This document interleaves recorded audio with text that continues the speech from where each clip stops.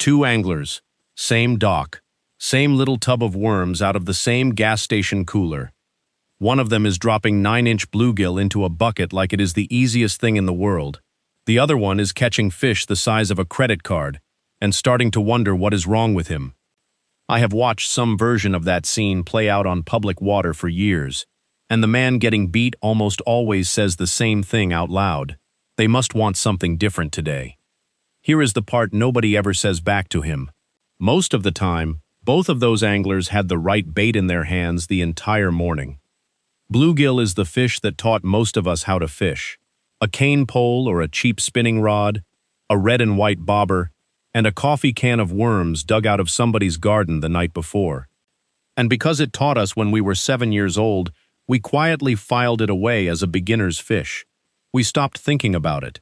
We just kept doing in September whatever had worked since June. Then the worm stops producing, and we go looking for a bait problem. September bluegill fishing is almost never a bait problem.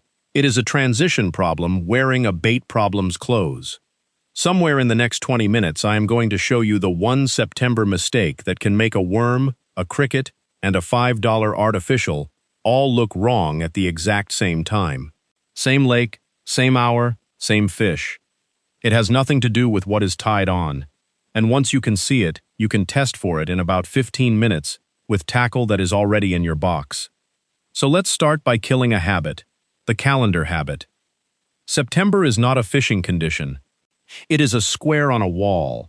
What actually matters is what stage your particular water is sitting in on the particular morning you pull up to it. Two lakes 4 hours apart, on the same date, can be living in completely different worlds. One of them is still running a late summer program. The other one has already turned the page. Think about a northern lake in the first week of the month. The water may still be behaving like the end of August. Then 3 cold nights and a hard wind come through.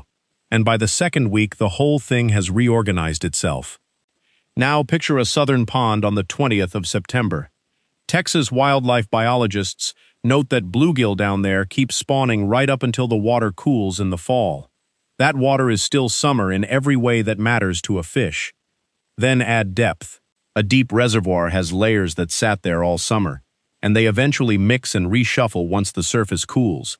A shallow farm pond never had that setup, so it changes on a completely different schedule.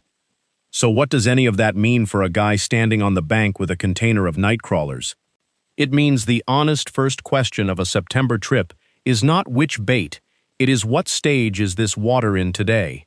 Everything you tie on is downstream of that answer, and if you get the stage wrong, nothing on your hook can rescue you. And notice something. Nobody sells you that answer.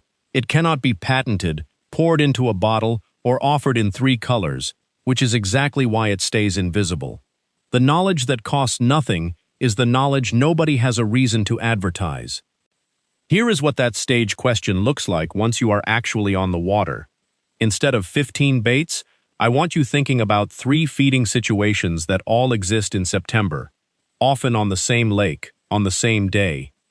The first one is holdover fish. These are gills that never left their late summer program at all. Deeper weed edges, the outside of docks, brush sitting near deep water, fish suspended in the middle of the column instead of on the bottom. The Wisconsin Wildlife Agency makes a point about this that stops people cold. Many of the biggest bluegill in a summer lake get taken out of deep water by anglers drifting with the wind using a worm. Deep water, with a plain worm, not a specialty bait. Sit with that one for a second.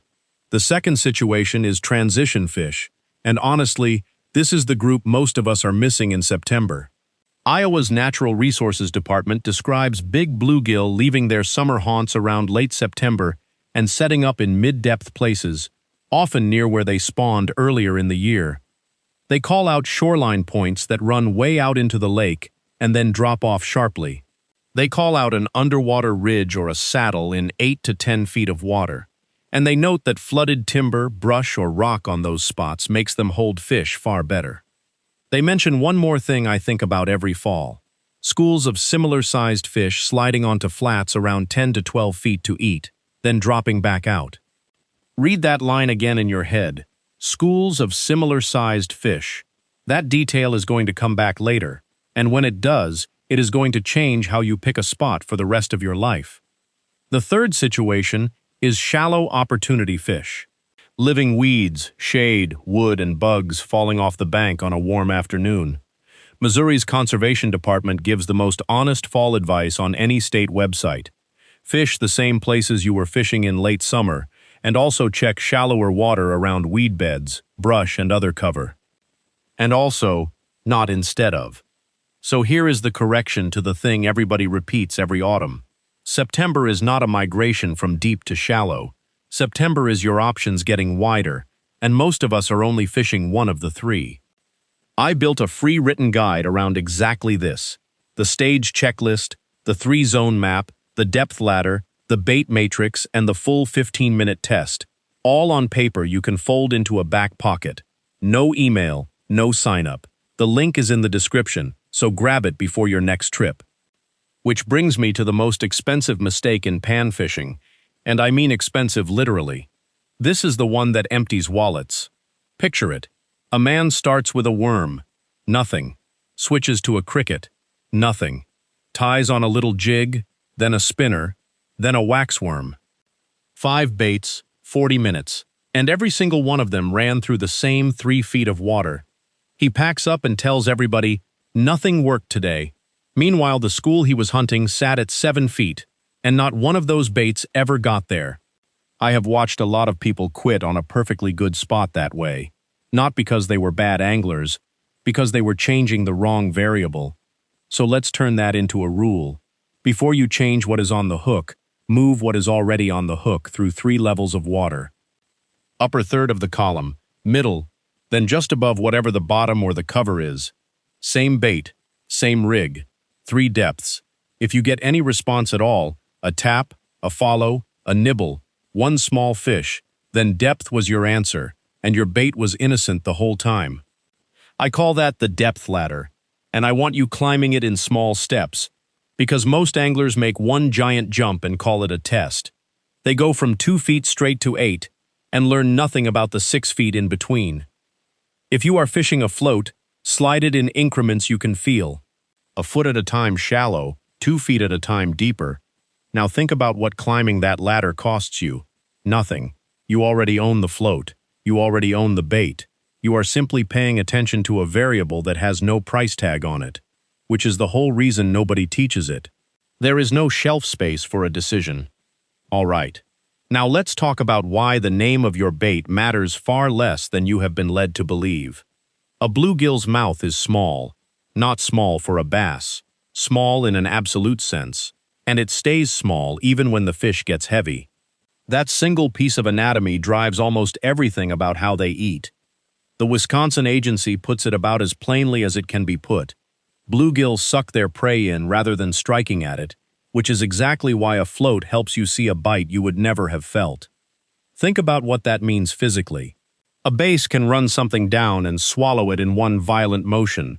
A bluegill has to get close, line the target up, and pull it in with a very short, very fast draw of water. That draw does not reach far. It works in the little pocket of water right in front of the fish's face, and it works for a fraction of a second. So here is the so what. Your bait does not need to look good from 20 feet away. It needs to be takeable from 1 inch away.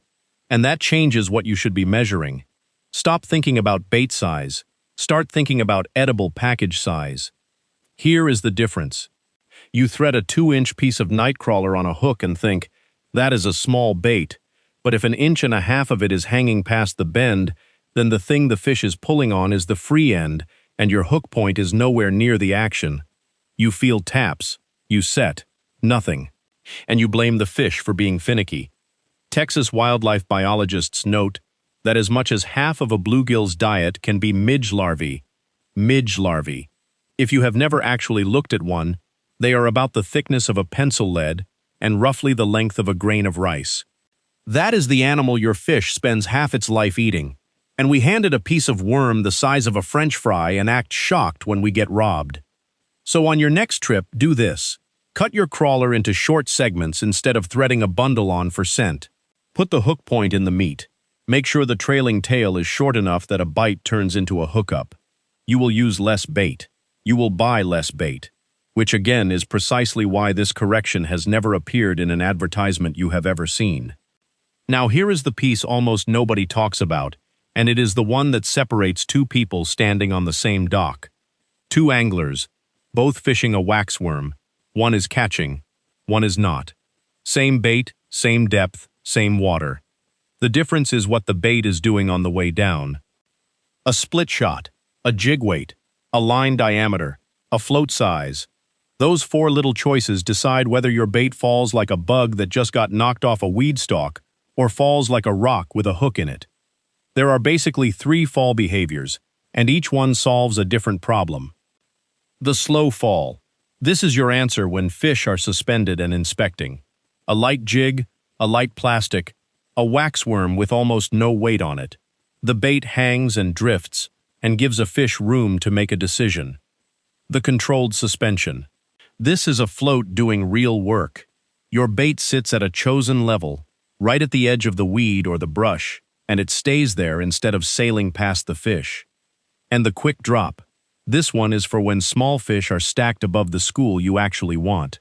A denser, heavier presentation punches through the little ones and reaches the mid-depth fish before the tourists can steal it. So when a man tells you he was using the wrong bait, half the time what he actually means is he was using the wrong delivery system.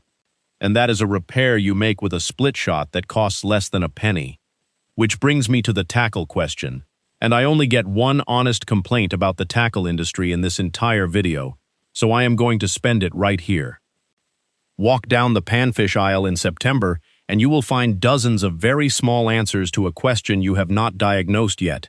Colors, scents, shapes, seasonal kits, all of it resting on the assumption that your problem is bait identity. You do not need a tackle store, you need a diagnostic kit.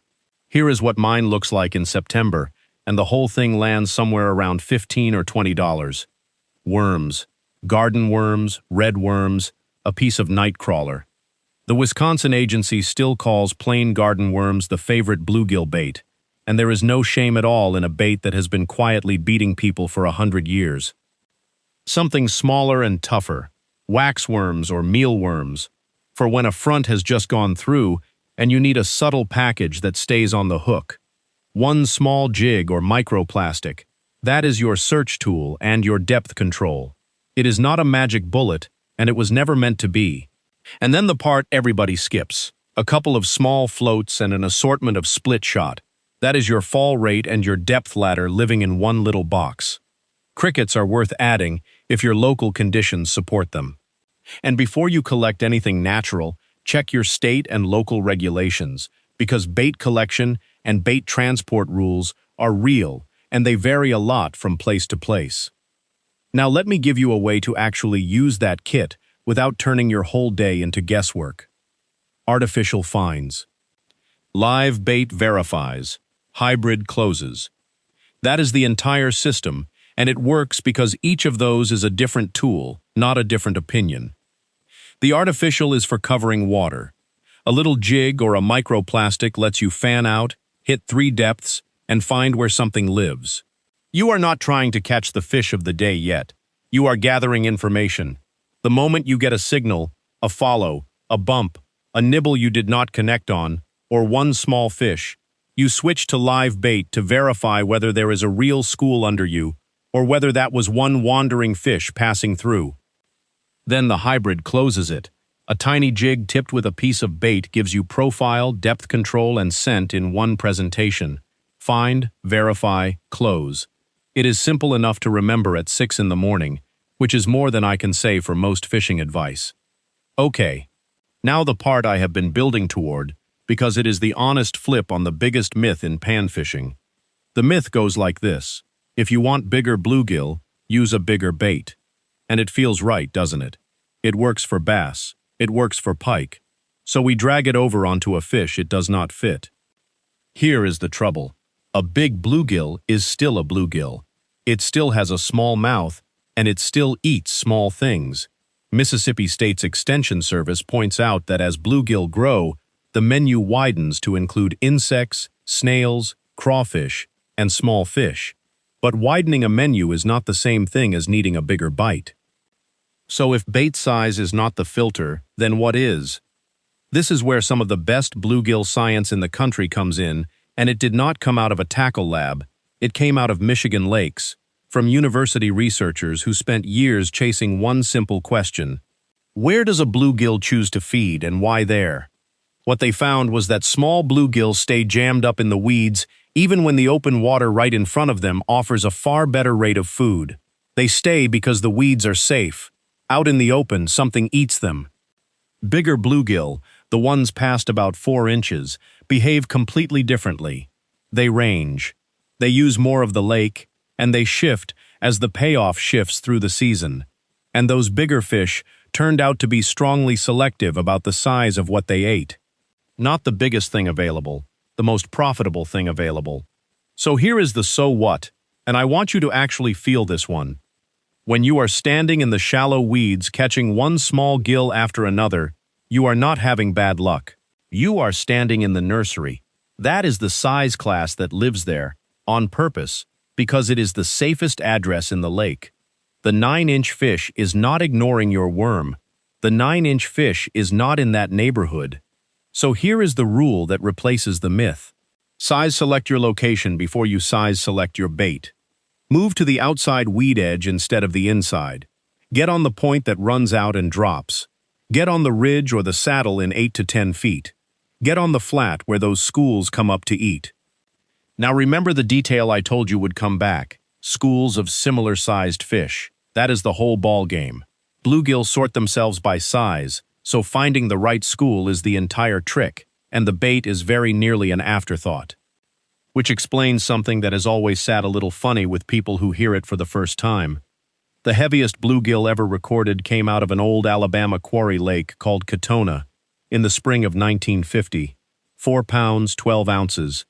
It is still standing more than 70 years later, and by every account handed down about that catch, the fish was taken from the bank with a cane pole and common worms. 3 years earlier, the record before it came out of the very same water, the very same way. Now, some of the detail around those two fish is angling folklore, and I am not going to pretend it is laboratory record-keeping. But the part that is not folklore is the part that matters. 2 of the biggest bluegill in history came off one small piece of water, on the simplest bait in America. Nothing about that fish was purchased. It was located. Let's stay on location for a minute, because there is one more thing I want to change about the way you look at weeds. Most anglers treat a weed bed as shelter and nothing else. Fish hide in cover, cast to cover, done thinking. But that is only half of what a weed bed is. Living aquatic vegetation is a food factory. It grows the insects, the snails, the scuds, the zooplankton, and the larvae that a bluegill actually lives on. Michigan State's Extension Service explains bluegill feeding through what biologists call optimal foraging. The fish is constantly balancing 3 things: how long it takes to find something, how long it takes to handle it, and how much energy it gives back. Weeds change all 3 at once. Prey is dense in there, which cuts search time, but prey is also hiding in there, which raises handling time. Here is the so what, and this one is specific to September. Stop asking whether there are weeds. Start asking whether these weeds are still alive and still producing. A green standing weed bed with firm stalks is a working kitchen. A brown collapsing mat that is falling apart and rotting is yesterday's leftovers. The food has moved on, the water inside it is going the wrong direction, and the fish figured that out long before you did. So on your next September trip, drag a strand up on your hook and look at it. Green and firm, you are in business. Slimy and coming apart in your fingers, go find the greenest edge on that lake and start over there. That takes 4 seconds, costs nothing, and I have never once seen it printed on a package. Now let me put every piece of this together into something you can run this weekend. 15 minutes. 1 spot, 1 variable at a time. Minutes 0 to 5. Baseline. A small piece of worm or a waxworm, on a hook that actually fits it, at one depth you picked on purpose. Fish it honestly. If nothing happens, do not touch your bait. Minutes 5 to 8. Change depth only. Same bait, same rig. Move the float or let it drop deeper. Go up if you started deep. Go down if you started shallow. If bites show up here, write it down somewhere in your head. The bait was never wrong. The depth was. Minutes 8 to 11. Change fall rate only. Stay in whichever zone felt most alive. Add a split shot or take one off. Go to a lighter jig, or a heavier one. If bites show up here, once again, your bait was fine. Your delivery was not. Minutes 11 to 15. Now, and only now, change bait. Worm to insect larva to a small artificial or a tipped jig. And if you get to the end of that 15 minutes with nothing, no taps, no follows, no small fish, no signal of any kind, then you have your answer, and it is the most valuable one on this entire list. Move. Because a bait change can fix a feeding problem, it cannot fix an empty piece of water. I want to be honest about why that is so hard to do. Moving feels like quitting. Changing baits feels like effort. So people will stand in dead water for 2 hours running through a tackle box because it feels more productive than walking 200 yards down the bank. That is not a knowledge problem. That is a patience problem, and every one of us has failed that test at least once. There is one more September habit worth breaking, and this one is a gift for anybody who does not love a 4:30 alarm. Most of us carry a summer clock into fall. Sunrise or sunset, otherwise do not bother going. Missouri's Conservation Department notes that while mornings and evenings are the prime windows in summer, midday fishing often improves as the water cools in the fall. Often, not always. I am not going to hand you a rule that says noon beats dawn because your lake gets a vote and so does the weather that week. But here is the practical version. When the water changes, retest the clock. If you have only fished that spot at daylight since June, you honestly do not know what it does at 1 in the afternoon in late September. And there is something quietly good about that. A warm midday hour, a little sun on your hands, no headlamp, no shivering in the dark. One last thing before we close the loop, because where you live changes everything I just told you. If you are up north, you may already be deep into transition, and your window can be short and sharp. Watch for the first run of cold nights. They do more to your lake than the date ever will. Through the middle of the country, September can shift twice inside the same month. What you learned in the first week may be stale by the third. And down south, your water may still be running a full summer program, with fish spawning late into the season, while somebody in Wisconsin is already watching his weed beds fall apart. So the rule that covers all of it is the one this whole video has been building toward. Fish the water in front of you, not the month on your phone. Let's go back to that dock. 2 anglers, same worms, 1 bucket full and 1 nearly empty, and now you know that the difference between them was probably never the bait. It was a stage, or a depth, or a fall rate, or a piece of water where fish that size simply do not live. That is a harder answer than buy a different bait. It is also a cheaper one, and it stays true on every lake you fish for the rest of your life. The worm you blamed at the beginning of this video might have been the right bait the entire time.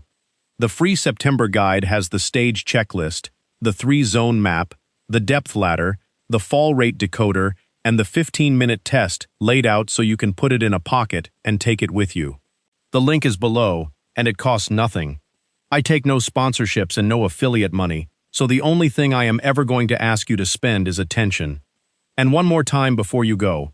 Check your state and local regulations before collecting bait, moving bait, or keeping fish. Those rules differ by state, by county, and sometimes by individual lake. Now I want to hear from you. What state do you fish? And what bluegill bait has surprised you most in September? And be honest with me on this one.